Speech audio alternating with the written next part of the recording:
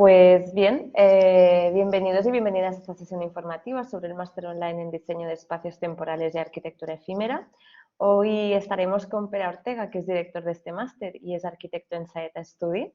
Y nada, antes de darle paso, que Pere nos va a explicar con más detalle en qué consiste este máster, qué es lo que vais a aprender, y además al final vamos a dejar unos minutos para que hagáis preguntas directamente a Pere y podéis consultarle pues cualquier duda que tengáis.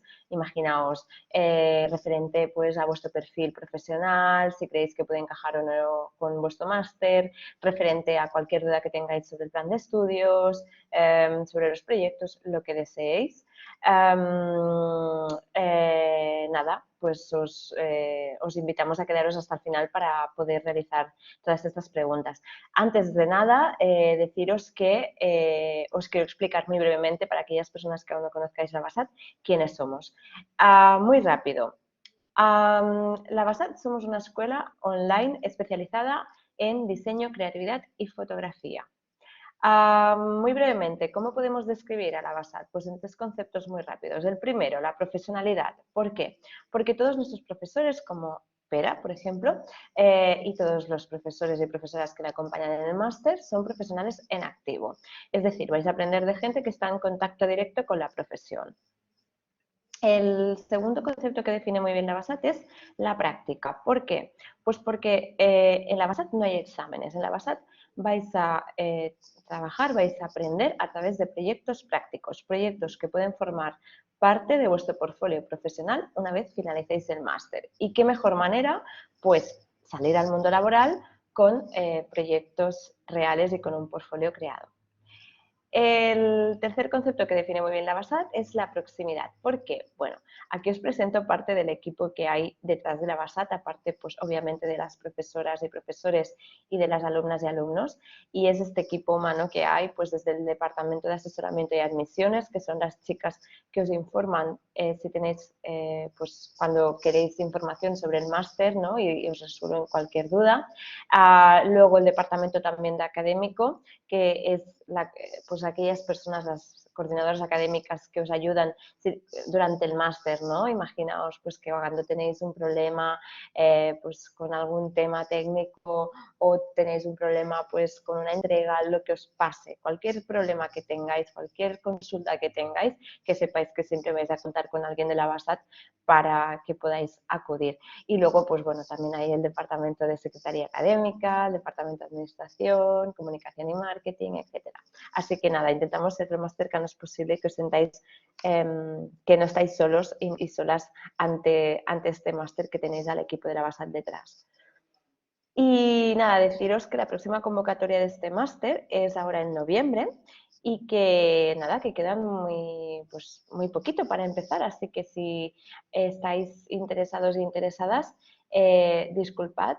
Aquí os dejamos la información, nuestra web, lavasat.com, el mail de info@lavasat.com para que nos escribáis, o bien el teléfono para que nos llaméis, que también nos encanta. Y ahora sí, os vamos a dejar con Pere Ortega, que es director de este máster y arquitecto en Saeta Studi. Y Pere nos va a explicar con más detalle. Pere, hola, ¿qué tal? Hola a todos, hola Gemma. Así que nada, os dejamos con Pere para que os explique en detalle en qué consiste este máster, pero sobre todo al final de la sesión dejaremos unos minutos para que hagáis preguntas. Lo podéis hacer a través del chat o a través de la cámara y el micro, que también nos encanta veros, y así vais a vivir un poco más la experiencia de qué es hacer un online on live con la BASAT, que es esto, ¿no? Es casi pues es conectarse a la cámara, conectarse al micro y estar en contacto con profesores y compañeros. Así que, Pere, tengo por aquí la presentación, te la comparto, ¿vale? Y nada, nos vemos al final de la sesión, ¿vale? Vale, muchas gracias. Uy, la foto mía. Ahora. Muchas gracias, la puedo controlar yo, ¿no? Sí. Sí, Bueno, pues sin nada, problema. gracias por la introducción, Gemma. Y entonces, bueno, gracias a todos por estar ahí. Intentaré ser breve y conciso porque más o menos os voy a explicar cosas que podréis encontrar en la información del máster que hay en la web de la BASAT, pero siempre mejor que yo os las vaya explicando y que luego al final vosotros apuntéis si tenéis dudas y establezcamos una conversación, si puede ser.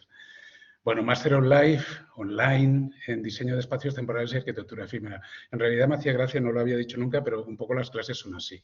O sea, las clases son, bueno, vosotros os conectáis, son en directo, quiero decir, en realidad, yo la primera vez que empecé a dar clases, tenía una trayectoria dando clases en escuelas presenciales, pero la primera vez que empecé a dar clases fue con la Basat en un formato online o live, y la verdad es que me enganchó, y lo digo con la total sinceridad, porque al final yo creo que tiene bueno, yo he encontrado ventajas de cohesión de grupo y del aprendizaje de work in progress, no solo de los contenidos que os daremos con las clases, sino de la cohesión del grupo de trabajo, del grupo del máster.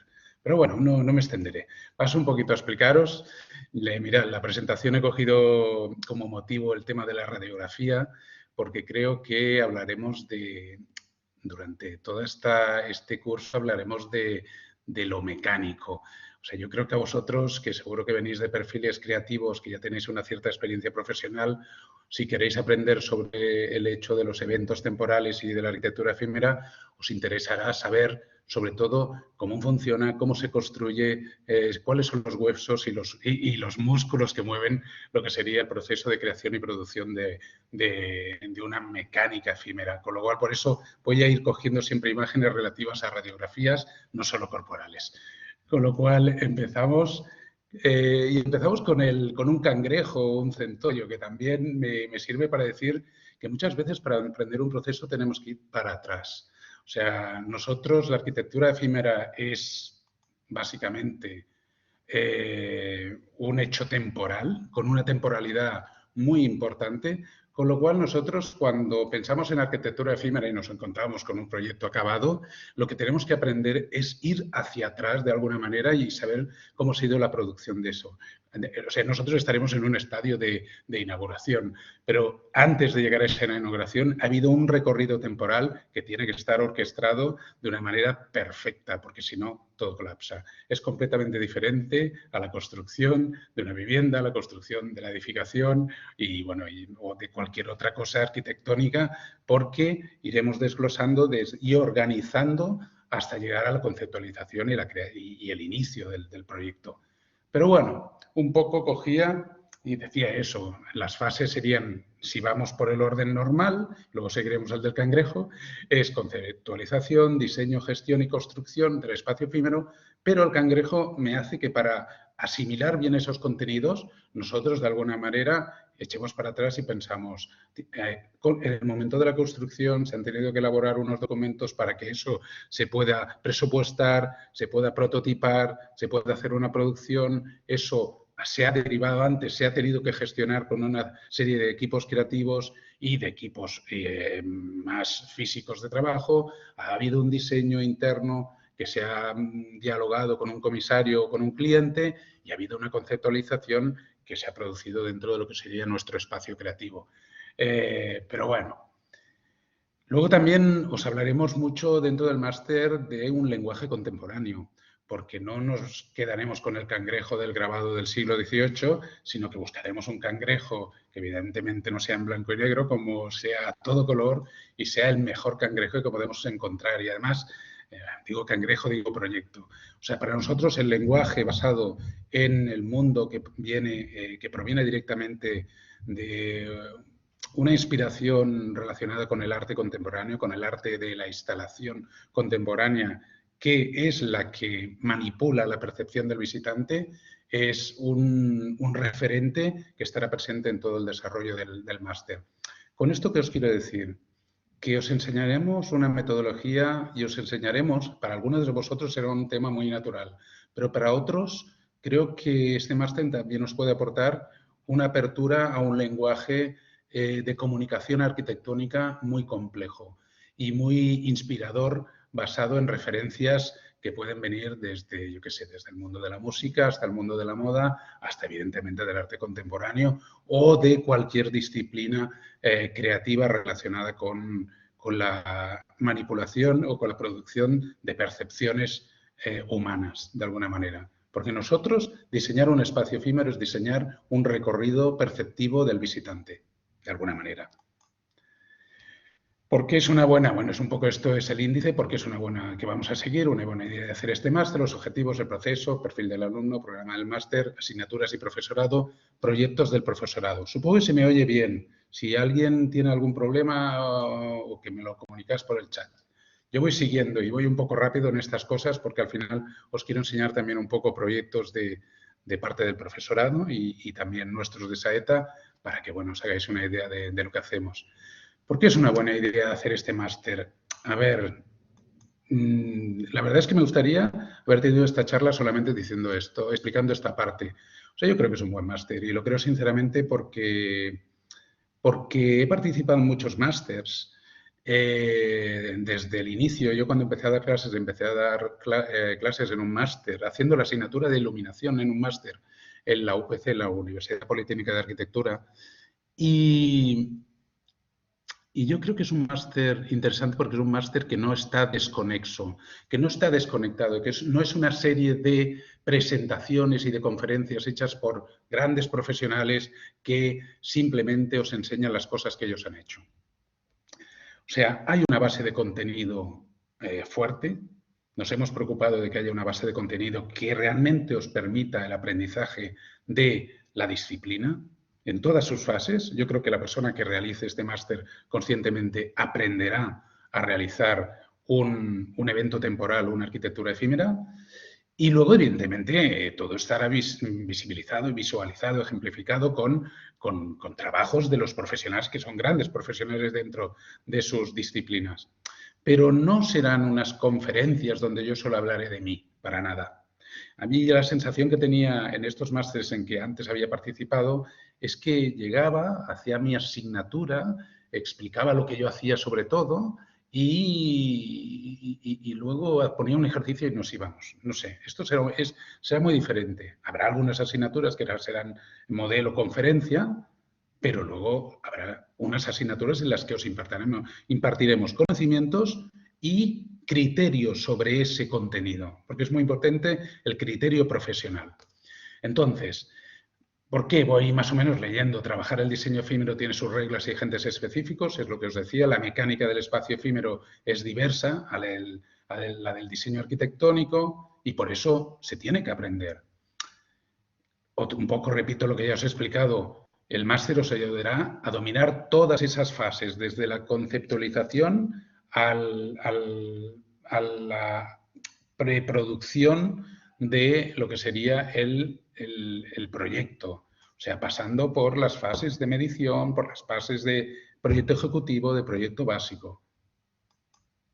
La tercera es que las salidas profesionales realmente son múltiples, porque vosotros os podréis desarrollar como diseñadores, pero también podríais entrar dentro a formar parte de un equipo de producción. Hay infinidad. La feria es un motor económico importantísimo en cualquier ciudad occidental y la producción de los montajes efímeros formato stand comercial es muy, muy grande. Hay multitud de empresas relacionadas con este tema y esas empresas se tienen que nutrir de profesionales que sepan dirigir, sepan diseñar y dirigir estas arquitecturas efímeras comerciales. Por último, a mí me gusta mucho la arquitectura efímera, pero también me gusta la arquitectura y el urbanismo. Y siempre he defendido que en cualquier ámbito arquitectónico hay lugar para la creatividad. Pero sí que es verdad que el espacio efímero es el lugar donde hay una mayor posibilidad de libertad creativa, de alguna manera. ¿Por qué? Porque la arquitectura efímera es una arquitectura comunicativa. Perdonad que tengo dos pantallas y a veces miro la cámara y otras veces estoy mirando a la pantalla donde tengo la presentación y entonces me despisto. Pero bueno, intento miraros a vosotros a la cámara. Sí que es verdad que con la arquitectura efímera puedes hacer cosas que dentro de un contexto de arquitectura doméstica o de espacio de trabajo, de espacio laboral, no se puede hacer de la misma manera. O sea, ya os dije que con ese carácter comunicativo nosotros diseñamos percepciones de alguna manera. Y, evidentemente, en toda arquitectura se trabaja la percepción del visitante, pero aquí es donde lo podremos hacer con unas materialidades mucho más atractivas, incisivas, sensibles, no sé cómo explicarlo de una manera. Podemos trabajar con unas materialidades que difícilmente trabajaremos en la construcción de un edificio. Los objetivos son unos recorridos, es un recorrido de aprendizaje práctico, evidentemente. Habrá teoría, pero habrá una práctica. Es verdad lo que decía Gemma, no habrá exámenes, pero sí que habrá una práctica intensa y seguida por todos los profesores. Hablaremos de pasado y del futuro, porque os haremos una visión, nos daremos una visión del contexto histórico, del hecho expositivo y del hecho del evento efímero, temporal. Hablaremos, evidentemente, de esa necesidad de contemporaneidad en las producciones que hacemos. Nosotros estaremos trabajando para el siglo XXI y para el siglo XXII no lo hacemos no trabajamos como el siglo pasado, sino nosotros, cualquier creativo tiene esa necesidad radical de contemporaneidad. La comunicación como objetivo de la arquitectura expositiva. Luego también hablaremos de y os enseñaremos cómo tener un criterio profesional de los diferentes problemas que os podéis encontrar, y también os enseñaremos esas metodologías para desarrollar lo que son los proyectos técnicos y los proyectos que llevarán a hacer un presupuesto que haga viable vuestro proyecto efímero. El desarrollo también. El proceso. A ver, el proceso será un proceso creativo y es muy simple. Es entender primero cuál es el problema para asimilarlo e intentar darle una respuesta. Después, conceptualizar. Es bueno no ir rápidamente a la función, sino a implementar la función con un concepto suficientemente potente para que la actuación que nosotros hagamos se quede en la memoria del visitante. Luego, evidentemente, hay que hacer un desarrollo de ese proyecto y una ejecución, una dirección de obra y una ejecución. El perfil del alumno. A ver, yo creo que, bueno, evidentemente los graduados o licenciados en diseño de interiores, producto y arquitectura. He puesto producto saltándomelo entre interiores y arquitectura, pero es verdad que normalmente los diseñadores de producto estáis acostumbrados a trabajar el espacio también, aunque lo trabajéis de una manera diferente, pero es muy fácil encontrar diseñadores de producto que diseñen espacios efímeros y es menos probable dentro de lo que es el contexto español. A lo mejor muchos de vosotros os conectáis desde Latinoamérica y a lo mejor allí sí, pero aquí es un poco difícil que los arquitectos nos metamos en el diseño del producto. Esta es una queja que tengo yo interna. Si hay algún diseñador de producto por ahí, luego lo discutimos. Luego también los graduados en diseño gráfico, por dos motivos. Primero, porque igual que nosotros tenemos, quiero decir, yo como arquitecto tengo que tener unos conocimientos básicos, o cuantos más conocimientos tenga de comunicación gráfica, mejor. Los diseñadores gráficos que se quieran especializar en gráfica expositiva tendrán una asignatura en concreto para ello y todo el máster les servirá para introducirse dentro de este mundo y también, evidentemente, podrán desarrollar proyectos siguiendo este máster, podrán conocer la mecánica y desarrollar proyectos de arquitectura efímera. Con lo cual, también ha sido un perfil que normalmente ha funcionado muy bien.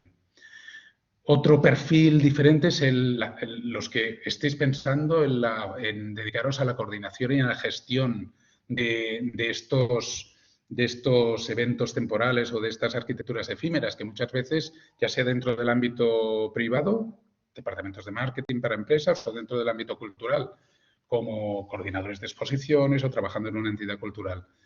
Vosotros para entender y para conocer y para saber, tenéis que saber la complejidad del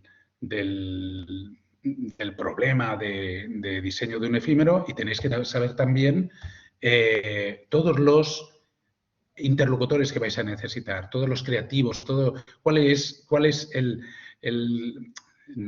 si un efímero se hace solamente con un diseñador, no. O sea, con un diseñador de espacio expositivo, no. O sea, normalmente entran en juego otros creativos que se complementan y que al final se tienen que conocer, porque si no, no. Se tiene que conocer toda la dimensión de todo esto y la mecánica de todo esto para poderlo controlar bien tú desde la institución. Otra también sería los graduados o licenciados de marketing o relaciones públicas y empresa que quieran dirigir, conocer y dominar bien la mecánica. Lo mismo, pero más bien al sector comercial o para, por ejemplo, directores de arte que tengan que dialogar y que gestionar arquitecturas efímeras dentro de sus campañas. También pueden ser personas o perfiles interesados en el desarrollo de este máster. Programa del máster, supongo que más o menos lo habéis mirado, hay 21 asignaturas que yo siempre digo que se formalizan en 2 formatos diferentes. Hay 13 con contenido teórico práctico de largo desarrollo en varias sesiones y hay 8 que estas sí que son cápsulas. Normalmente estas cápsulas de una única sesión y de temática muy concreta son las que claramente yo veo que está bien que se os hable del tema, que vosotros conozcáis el ABC del tema, pero que en realidad cada temática de estas se podría desarrollar con un máster separado. Con lo cual no tiene sentido quedarse corto y desarrollarla en varias sesiones porque, ostras, perdón, en realidad lo que hace falta es que vosotros sepáis que, cuál es el mínimo contenido relacionado con esto y las posibilidades que hay, explicadas de la mejor manera, de una manera, como un dardo de información. Pero si no dar más, sería construir otro máster solamente. Y bueno, y luego al final hay el proyecto final de máster, que es la asignatura, por decirlo entre comillas, en la que al final, bueno, estaremos trabajando mucho tiempo, pues un proyecto concreto en todas sus fases de desarrollo y con un seguimiento casi semanal.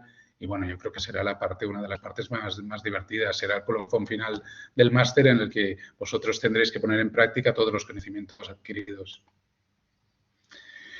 El programa del máster.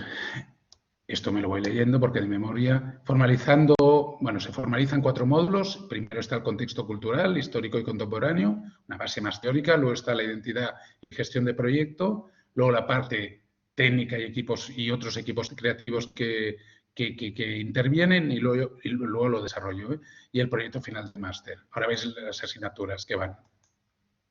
Y el profesorado. Como siempre, contexto cultural, histórico y contemporáneo, todo lo que llevamos dentro de ese carrito, que es necesario y no hace falta, aunque hablemos de cosas del pasado, está bien conocerlas para tener un bagaje cultural que no nos pueda traicionar el no tenerlo porque a lo mejor pensemos que estamos haciendo una cosa que no está mal, que reinterpretemos una cosa. Lo malo es que nos pensemos que estemos haciendo una cosa por primera vez y resulta que en los años 60 ya se han hecho muchas experimentaciones más sobre ese tema, por ejemplo. Pero también el bagaje histórico te da solidez en tu argumentación, te hace referenciar. Yo, por ejemplo, soy una persona que no tengo mucha memoria a nivel de datos, tengo memoria a nivel de conceptos, tengo memoria a nivel de ideas, pero está bien saber si aquello, si existe tal referente y luego ya lo buscas y lo completas y lo adornas con todos los nombres y con todos los años necesarios. Pero tú tienes que haberlo conocido para saber que existe aquello o acordarte que, ostras, pues venga, voy a coger aquella idea del gabinete de curiosidades del siglo XIX y voy a exponer o exportarla y reinterpretarla, no sé, en una exposición que voy a hacer dentro de un supermercado en la cabina de refrigerados, por ejemplo. En todo el pasillo de refrigerados voy a vaciarlo y voy a utilizar todo aquel expositor con luces frías para hacer una pequeña exposición relacionada con algo porque mi cliente me lo ha pedido, evidentemente. O no, o podría ser una exposición para situar en un contexto cultural, si se quisiera, sería bonito. Todo un gran pasillo en una sala del Reina Sofía o del Museo del Prado de máquinas frigoríficas con diferentes obras de arte dentro que evidentemente tuviera sentido que aquello fuera así. Pero bueno, sería por lo menos sorprendente y estaría bien. Entonces, El contexto cultural, histórico y contemporáneo. Bueno, yo les haré una presentación, introducción al máster y luego empezará Beth Cantallops, que es arquitecta, y Noemí Martínez, que son arquitectas las dos. Beth Cantallops es mi socia en Seta Studi. Yo siempre digo que ella es como el CD-ROM, es la persona a la que os tendréis que dirigir. Si queréis saber un libro, oye, yo me interesaría saber más sobre esta temática, se lo preguntáis a Beth. A mí no me lo preguntéis porque yo diría, sí, sé que hay uno, pero no me acordaré de cuál. Entonces, el referente este, ¿crees que acuerdas? Sí, es ella, es el CD-ROM del despacho. Y Noemí es una persona que tiene un perfil muy versátil porque ella ha trabajado desde el espacio efímero hasta la planificación, de alguna manera. Y bueno, ella ha estado con nosotros como grupo como fundacional de este máster desde el inicio. Identidad y gestión de proyecto. Ya veréis que aquí hay dos tipos, ya entramos en chicha. Primero os hablaremos de lo que es el cliente o es el comisario, hablaremos del briefing o del guión expositivo, luego del lugar y otros condicionantes, la importancia del lugar para el hecho efímero, no es lo mismo. Ya no digo no es lo mismo hacer una intervención efímera en un espacio cerrado o al exterior, que eso lo veríais rápido. No es lo mismo si en ese espacio cerrado se accede por un ascensor o por una escalera que llega desde abajo o si se accede o si tiene mucha iluminación y está directamente conectado con un jardín. Pero hablaremos de diferentes tipologías. Luego hablaremos también de un tema muy importante. Las instituciones culturales tienen coordinadores internos que son los que nos guiarán y nos dirigirán en la producción de ese efímero. Es importante saber que estas personas existen y Marina Caix, que es diseñadora y coordinadora al mismo tiempo, tiene este doble perfil dentro de una institución del Centro Catalán de Artesanía en Cataluña, en Barcelona. Pues ya veréis que os dará una clase o esta asignatura de una manera súper dinámica y podréis aprender un montón. Luego ya pasaríamos a lo que serían las diferentes tipologías de hechos temporales, de eventos temporales, de montajes efímeros, de arquitecturas efímeras. Y entonces habría la asignatura de exposición, en la cápsula de eventos, la asignatura de experiencias culturales, de escaparatismo y de stands que la haría. Sexola para exposiciones, Sexola forma parte de la creativa, Emma Duner se conectará desde Chile y es una arquitecta que tiene una empresa de producción de exposiciones y ella es arquitecta diseñadora que estuvo trabajando con un súper despacho en grandes montajes de exposiciones aquí en Barcelona y además también estuvo trabajando con una superempresa de producción de efímeros. Ahora vive en Chile y hace la clase desde allí y tiene su empresa. Luego, para eventos, hará esta cápsula Max Llamazares, que yo creo que formaba parte de División Efímeros, que era una empresa con una producción enorme de exposiciones, pero sobre todo de eventos con alta cualidad o calidad creativa. En experiencias culturales será Jordi Ginebreda, que es un interiorista que tiene mucha experiencia en restauración y con él este tema lo trabajaréis perfectamente porque ha participado en estos contextos mucho más flexibles que no son una exposición o un stand. Escaparatismo lo hará Nacho Castro desde Madrid o Barcelona. Es un escaparatista con muchísima experiencia y conocimiento y os dará esta pequeña cápsula de asignatura y luego conmigo haréis la asignatura del stand, que es la parte más comercial, pero no por ello menos creativa del contexto efímero. Luego pasaremos al bloque de técnica y equipos creativos.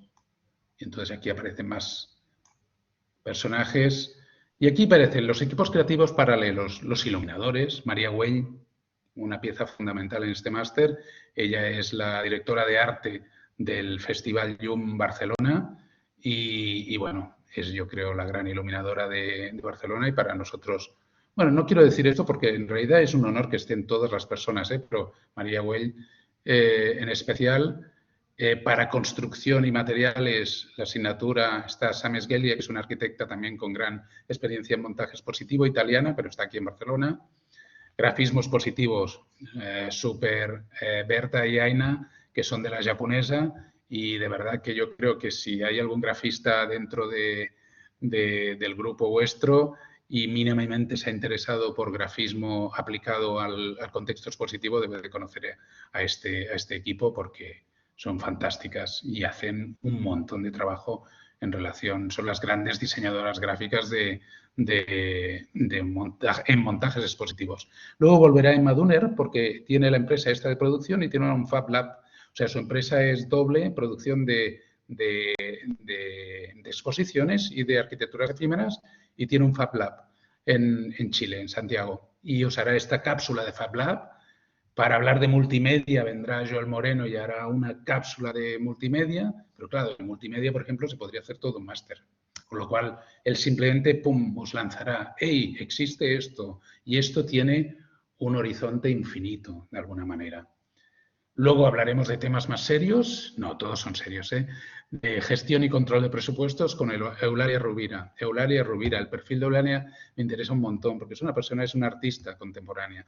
Ella es una artista que, bueno, que desarrolla su obra dentro de un contexto nacional y no sé si internacional, pero que tiene una cierta relevancia, pero además ha trabajado siempre en paralelo llevando producciones, pero grandes producciones de eventos efímeros. Y tiene un conocimiento técnico brutal, con lo cual para mí me parecía, cuando ella aceptó también hacer esta asignatura, me parecía interesantísimo. Normativas y visitantes, hará una cápsula pequeña Bet Cantallops y luego para producción y montaje volverá Eulalia Rovira y al final yo haré una pequeña cápsula de comunicación y representación de lo que son los proyectos efímeros. Entonces luego... Ay, perdón. No lo tengo que hacer. Pasamos, no sé si me estoy alargando, al proyecto final de máster. Y entonces en el proyecto final de máster ya es la maleta, como he puesto aquí, donde tenéis vosotros que demostrar que habéis recogido todos los conocimientos y los empezaremos a aplicar y a poner en práctica. O sea, todo lo que hayáis también evidentemente puesto en práctica con los diferentes ejercicios y planteamientos que se os hayan cuestionado en las asignaturas, luego con el proyecto final lo metemos en una misma maleta. Y aquí pues lo llevaré básicamente yo y tendréis unas correcciones puntuales de Noé, de Bet y de Sexola y de Sesc Sola. Pero bueno, aquí estaremos intensamente trabajándolo conmigo y yo intentaré pues evidentemente ayudaros en todo lo que pueda, ellos de la misma manera. Entonces, ahora os pasaría a enseñar estos proyectos que os teníamos. Y quiero que entendáis una cosa.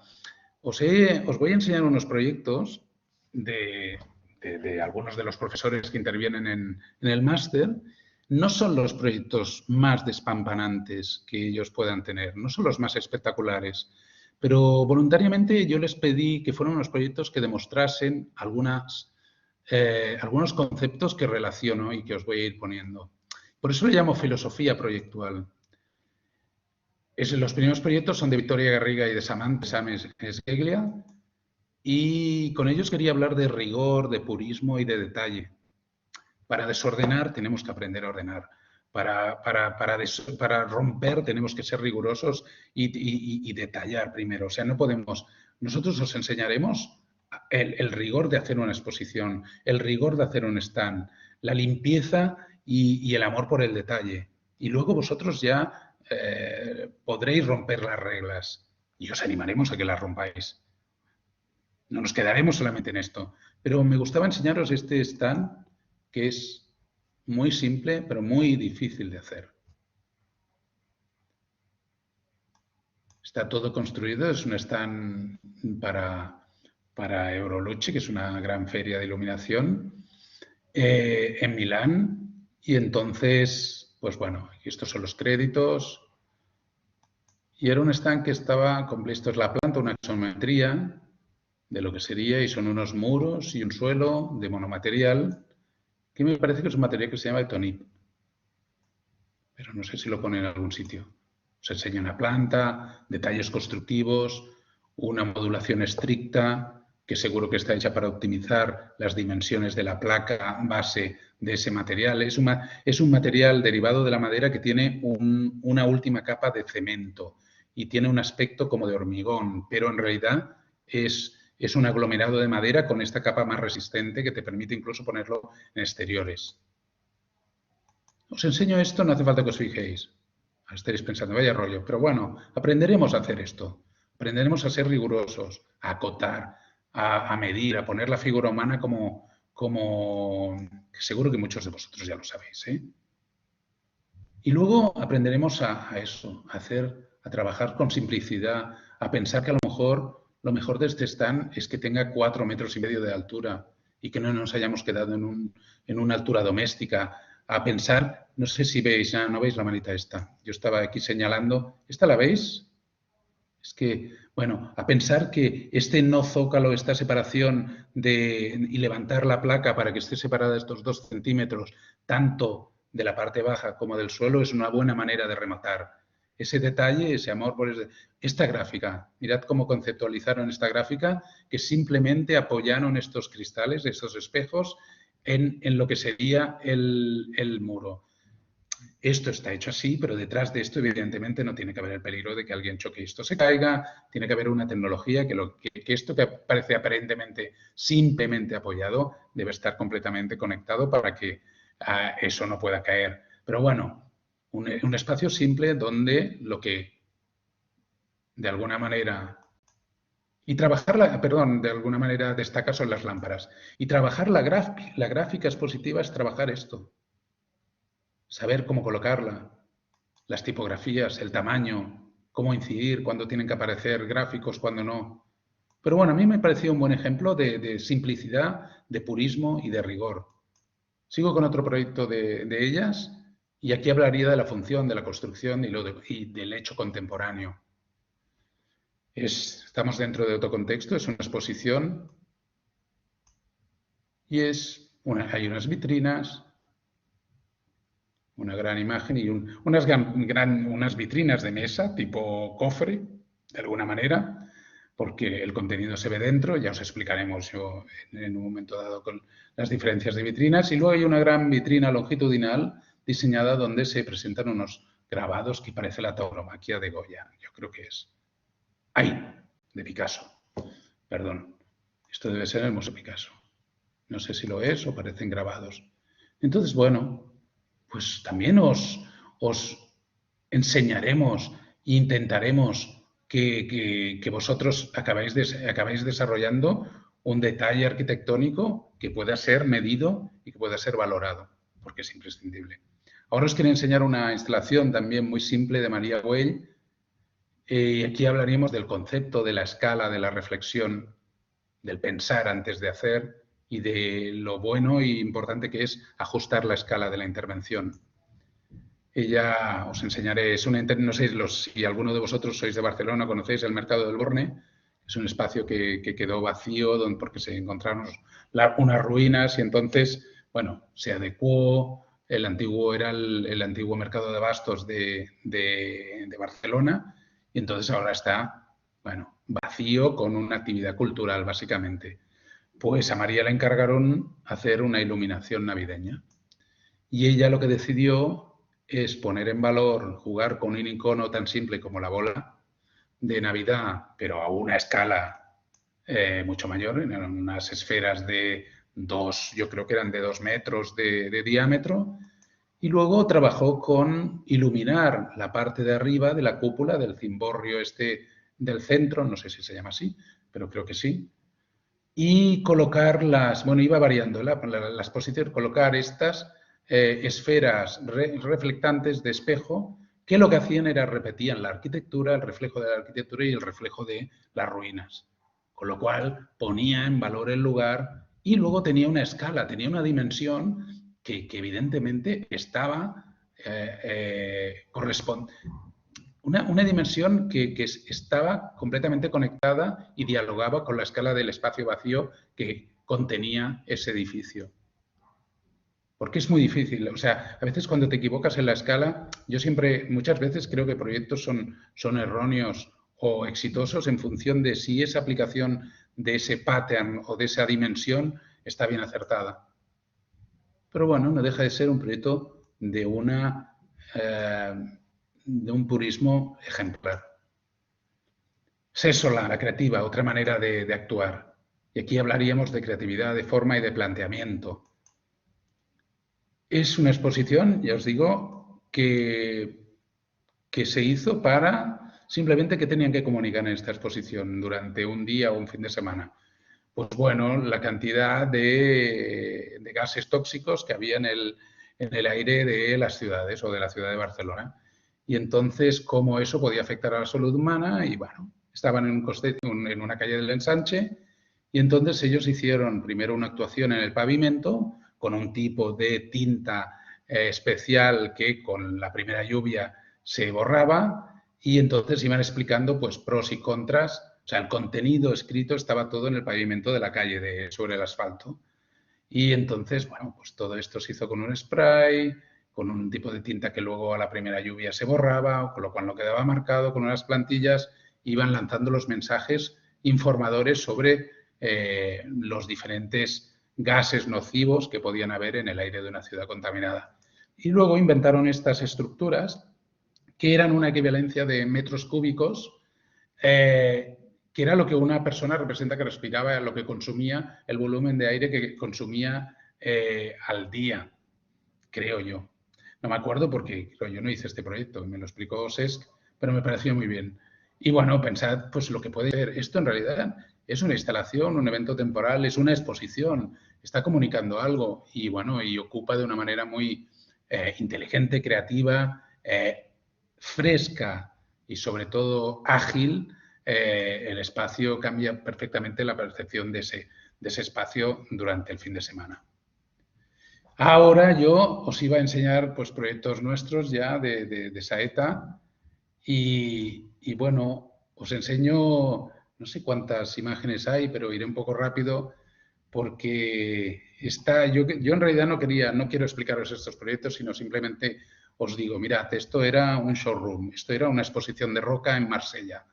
Y era un showroom que trabajamos con un metacrilato de espejo y con una cierta luz que hacía que el borde de este metacrilato se iluminase y los objetos de roca en este showroom quedasen flotando.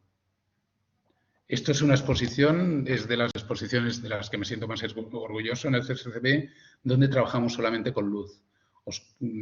Pusimos el máximo de oscuridad en la sala, iluminamos con focos de recorte lo que eran las obras de arte y practicamos con gobos, proyectamos en el suelo unas formas que parecían como de puertas que se abrían, arcos que se iluminaban, pero en realidad eran falsas arquitecturas porque la exposición iba sobre las arquitecturas imaginarias, la representación de arquitecturas imaginarias desde el arte antiguo al arte contemporáneo.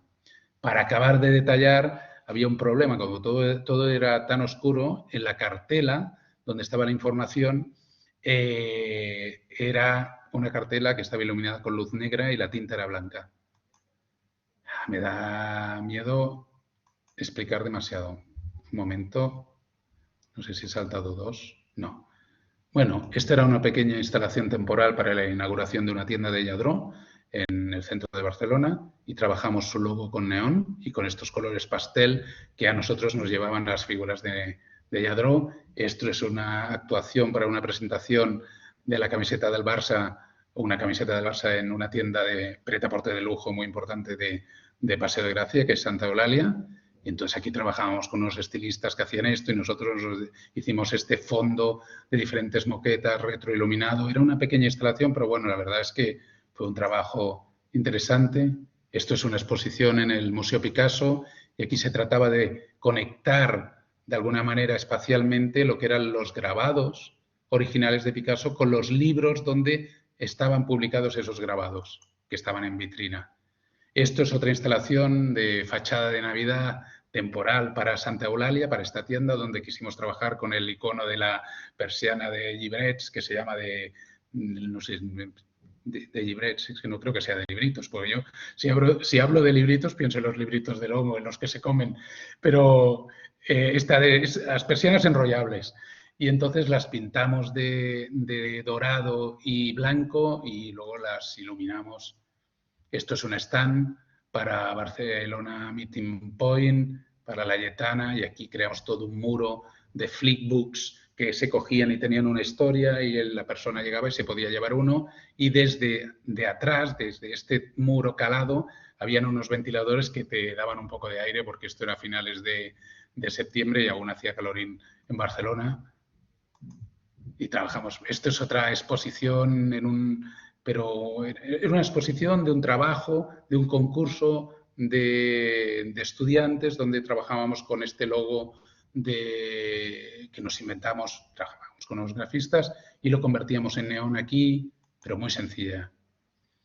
Esto era otra exposición en el Museo Picasso, en la Fundación Miró, y aquí el tema difícil era que la exposición, hicimos una instalación para representar el alma de un grupo musical que se llama Illa Carolina. Entonces tuvimos que oírnos todo el disco y no lo conocíamos, y de alguna manera era muy difícil, porque a veces cuando haces una exposición a veces tienes que comunicar tienes que comunicar y presentar contenidos abstractos. No es lo mismo tener que presentar 4 cuadros y 5 esculturas que un contenido tan abstracto como el alma de ese grupo musical. Y trabajamos con un material muy barato, costes muy limitados, hicimos esta especie de horizonte lumínico y entonces había unos objetos que iban referenciados a los contenidos de las canciones. Esta es la del Picasso que os hablaba antes. Esto es una folie que hicimos un poco perversa. Nos dieron un premio por un proyecto que no sé si sale en la presentación, pero y entonces en Cebisama, la Feria de la Cerámica de Valencia, nos permitieron hacer una especie de escultura y nosotros, instalación, lo que hicimos es trabajar perversamente, pero también orgullosamente con un material con el que casi creo que nunca hubiera trabajado, que era la cerámica que imita madera. Entonces, con cerámica que imita madera, hacíamos un tronco digital de árbol. Y bueno, aquí no se ve, esto era parte del suelo. Esto es un stand muy grande para una empresa de iluminación muy importante de Barcelona, en Construmat. Esto es un escaparate para Lladró también, donde jugábamos con el logo pequeñito que estaba por aquí y hacíamos unas planchas que se troquelaban y que se doblaban colocando el producto encima. Este es el proyecto, esto era simplemente de unas oficinas, unos gráficos de un mobiliario efímero para esas oficinas. Esto es el gran corazón de roca que hicimos con más de 3.000 colgadores de cerámica y el corazón tenía 4 metros y era el primero que estaba en la presentación.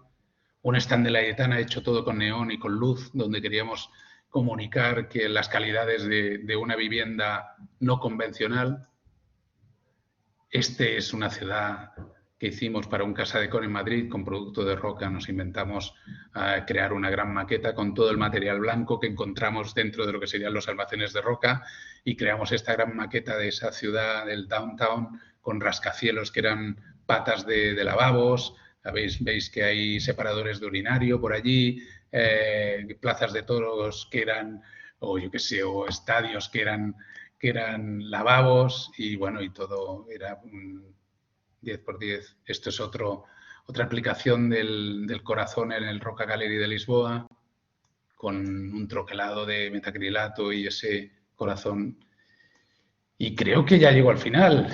Y he ido un poco rápido, pero bueno, solo me queda deciros que gracias por la atención y que espero veros en el máster y que ahora me hagáis alguna preguntilla, a ver si algo. Estos son los créditos de todas las imágenes.